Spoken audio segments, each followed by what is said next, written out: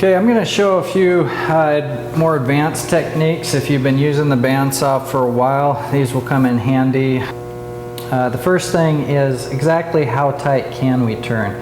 The cool thing about bandsaws, it's not a good common habit to do this, but it does actually tell you how sharp of a corner it can cut. And what's going to happen is I'm going to start to cut, and then I'm going to turn my wood, and what's going to happen is I'm going to actually turn that band, and as it turns it will run into the bearings on either side, or it will run into the guide blocks if you have a smaller bandsaw. And as it turns and touches those, it will start to squeal. And the cool thing is, the more it squeals, the more it tells you it's in pain, until suddenly it goes boom, and then you're left having to change your pants. So the best thing is, as soon as it starts telling you it's in pain, is to stop, and I'll let you hear what that sounds like. At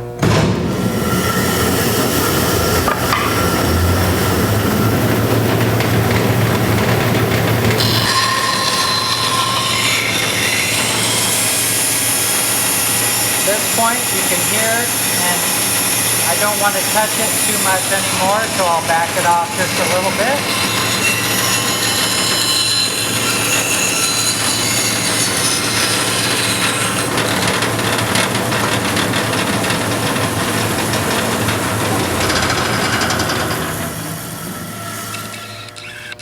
And as you can see here, with a 3/8 bandsaw blade, I can cut approximately 3 inches. And I'm sure there's some ratio, but what's more important is that you cut safely and don't cut more than that. If you need to cut a sharper angle than that, you either need a smaller blade, or a typical machine is a scroll saw that will do that type of cut specifically for that work, like in a bandsaw box application. The next thing I want to talk about is taking a light cut. Let's say that I cut this shape out right here, but I want to come in and cut just a very small amount off.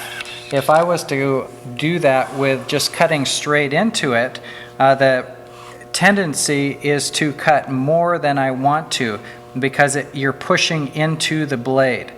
Well, the nice thing about a bandsaw blade is that its blade is not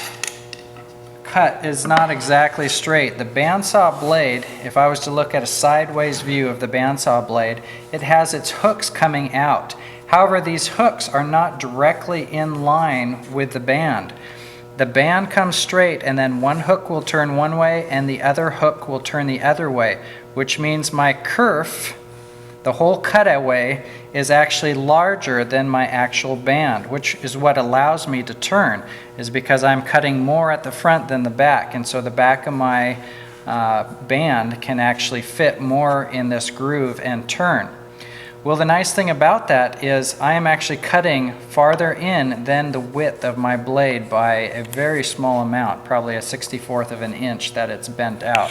So I can use that to my advantage when I want to cut something off more. So I'm going to put a small line on here and show you.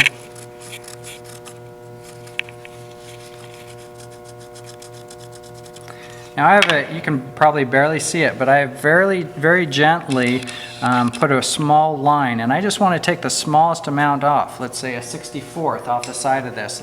I'm working with really tight tolerances. I need another object to fit inside this. So what I'm going to do is I'm going to bring it up to the bandsaw, and very gently I'm going to push this sideways. I'll move the blade guard up for clarity at this point. I'm going to push sideways into the piece of wood, and then very gently I'm going to pull it backwards, rubbing it against the blade. And that small kerf, that blade, every other blade that sticks out, will take off a very fine amount. If I turn it this way when I pull it out, I'll actually be pushing from the back of the blade, and it'll be dragging it forward, which is not what I want. I want to keep in a straight line and just let the front of that tooth take off a very small amount. This is only on very tight tolerances. You're not going to want to do this as a general practice, but for fitting another object in, this is a good useful tool.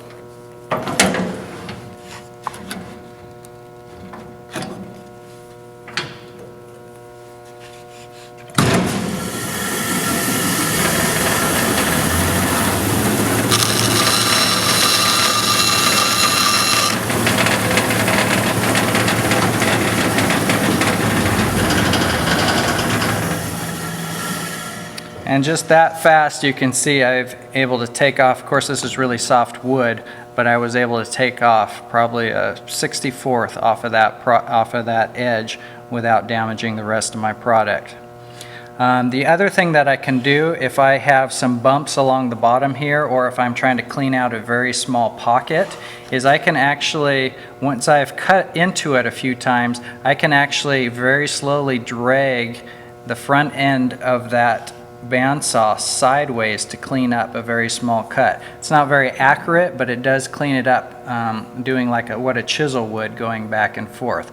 If you were to put pressure forward and then push it sideways, you'll cut into your project, obviously, or you'll torque your bandsaw blade if you're just pushing straight sideways. So that's not a good application for this, but for taking off small amounts, because the bandsaw is so versatile, it is an advanced technique that you can become proficient with. A couple last things that I'd like to cover. When you are cutting a small piece, generally on a principle, I would never advise cutting something round. If you were to cut something round, there is no support under the back of this, and if I was to cut into this, it would grab and torque it down, potentially throw my finger into it. So never cut round objects on it. If you are cutting round this way, my finger is going to get really close to that. Some teachers have the 4-inch roll as a roll in their band, using their shop tools. However, the bandsaw, a lot of times for tolerances and to get specific, you need to be very close. So in this application, what I would do is I'm going to find another stick to be my sacrificial piece. And so if I want to cut off a small edge on this piece, if I come in here with my thumb, I'm going to be pretty close to that, and I'm pushing almost into that blade. So what I can do is I can have a sacrificial piece and come in here and put this against it and use that as my guide to push it. And this will get cut as well, but it's a scrap piece, so I don't care.